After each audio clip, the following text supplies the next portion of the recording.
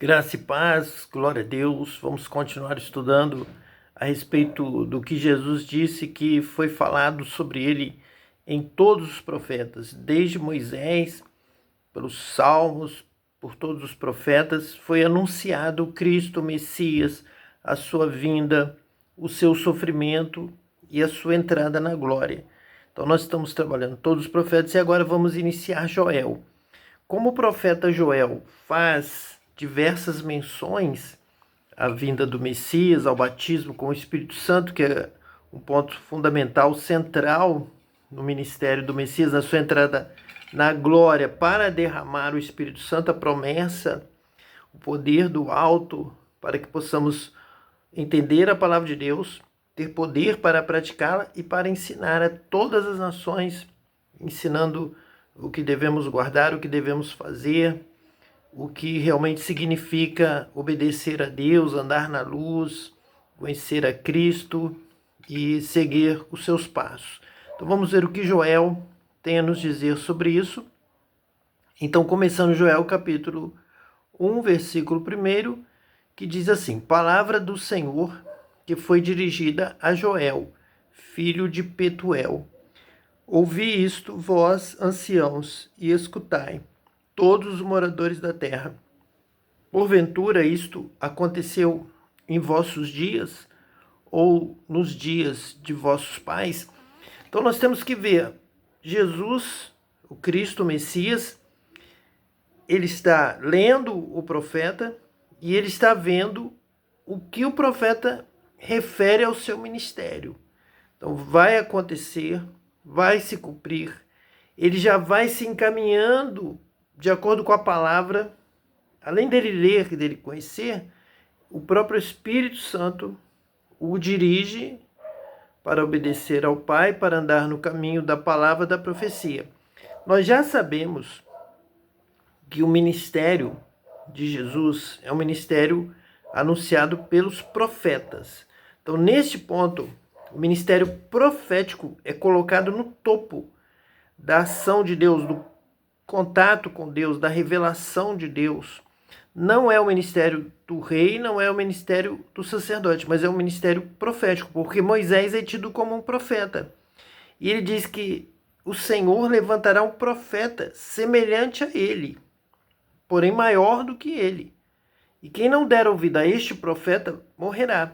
Então Jesus é este profeta, o Cristo anunciado. Então todos os profetas vêm nessa linhagem deste contato com Deus, justamente para revelar a respeito de Cristo. O centro da mensagem do profeta não é guerra, não é uma nação, não é a vida de outra pessoa, a não ser o centro é a mensagem a respeito de Cristo. Então Moisés anunciou o Cristo, o Messias. Davi, como profeta, anuncia também, e todos os profetas vão anunciar, vão falar de Jesus. Examinai as Escrituras, porque julgais ter nela a vida eterna. E são elas mesmas que de mim testificam, disse Jesus. Então, as Escrituras já testificam a salvação em Cristo, especialmente, de uma forma destacada, através do ministério dos profetas. Então, quando o profeta já começa a falar, porventura isso aconteceu em vossos dias ou nos dias de vossos pais, ele já está fazendo uma menção aos dias do Messias, a vinda do Messias. Então Jesus já nos traz essa revelação de que o profeta Joel, ele vai anunciar, ele tem como centro da ação do Espírito Santo na vida do profeta, anunciar os dias de Jesus Cristo, o Messias. E ele vai viver, e ele vai cumprir o que a respeito dele foi falado. Ele já sabe, ele já espera e vai encaminhando tudo para o cumprimento da palavra profética. Versículo 3. Fazei sobre isto uma narração a vossos filhos, e vossos filhos a seus filhos, e aos filhos destes a outra geração. Então há uma superioridade do ministério profético sobre o sacerdote, o sumo sacerdote, o rei, o escriba, o levita, qualquer um que foi instituído em Israel, em qualquer período, é superado pelo profeta que anuncia o Messias, que é sobre todos, que é Rei dos Reis, Senhor dos Senhores, vai cumprir toda a palavra, vai cumprir toda a vontade de Deus, vai obedecer a Deus, vai amar, vai vencer porque amou até o fim, até a morte, derramou o seu sangue. Então a vitória do Senhor é certa. Então o profeta vai anunciar o que os anciãos, os pais vão falar a seus filhos, e os filhos aos seus filhos, e os filhos desta outra geração. A mensagem profética que vai culminar no Cristo. A mensagem a respeito de Cristo é como a pregação do Evangelho neste sentido. O que ficou da lagarta, o gafanhoto o comeu. E o que ficou do gafanhoto, a locusta o comeu. E o que ficou da locusta, o pulgão o comeu.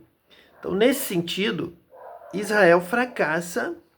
Há aqui uma grande seca, há pragas, e toda a colheita se perde.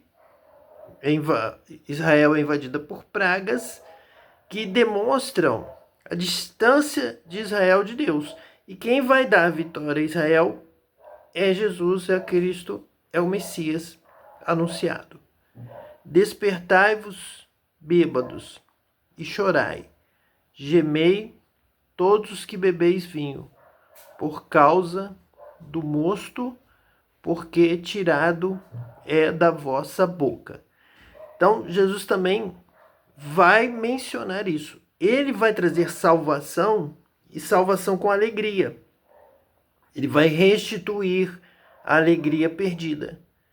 Despertai-vos, bêbados, e chorai. Então, antes de Jesus, Israel era como ovelha sem pastor, todos estavam no vale da sombra da morte, chorando, gemendo. Mas Jesus vai trazer alegria, vinho, banquete, festa. O que foi tirado será restituído, o que foi perdido, Jesus vai trazer cura, salvação, reconciliação com Deus. Então, vai haver muito vinho, muita festa, a ponto dos fariseus, dos hipócritas, dos escribas ficarem incomodados e chamarem Jesus chamando assim Jesus de comilão e bebedor de vinho. Ele come com os pecadores e bebe bebida alcoólica para ter mais alegria. Mas justamente é isso que Jesus quer, causar este impacto, essa diferença dos que pregam leis, tristeza, peso, sacrifício e não misericórdia. E Jesus então vai trazer o diferente, muita festa. Festa em todas as cidades. Por onde ele passa, a cura, a libertação, a salvação. Pessoas promovidas para ministérios especiais chamados discípulos, apóstolos, pecadores reconciliados com Deus, restaurado. E onde há pecador arrependido, a festa no céu e na terra. Alegria. Então, perderam o vinho, estão chorando, estão sendo escravizados pelos inimigos, pelos romanos, estão com uma religião que está trazendo tristeza, sofrimento, e Jesus vai restituir essa alegria com vinho novo, o vinho da festa. Despertai-vos, bêbados, e chorai, gemei todos os que bebeis vinho, por causa do mosto, porque é tirado da vossa boca. Mas Jesus vem restaurar o vinho novo, a alegria, a festa da salvação. E que Deus te abençoe hoje e eternamente, em nome de Jesus Cristo, o Messias. Amém.